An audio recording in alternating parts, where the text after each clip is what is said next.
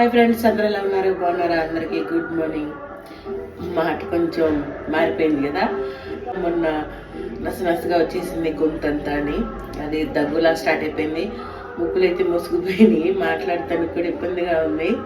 అందుకని ఈరోజు వేడి నీళ్ళు కాసుకొని తాగుతున్నాను. రేపు పండుగ ఉంది కదా, బయట మైకి పెట్టారు, ఆ సౌండ్ వినిపిస్తుంది సాంగ్. ఇప్పుడైతే వేడి నీళ్ళు తాగుతున్నాను పొద్దున్నే. నిన్న వచ్చిన ఎండకి ఉక్కపోతకి వాన పడిద్దని కొంచెం భయం వేసింది. ఐటమ్ మేము 4 lakhs పెట్టి అయితే తీసుకొచ్చాము. వాన పడిందా మొత్తం లాస్ అయిపోతాం. వానకి ఎవ్వరు బయటికి రారు, చాలా లాస్ అయ్యే వాళ్ళం.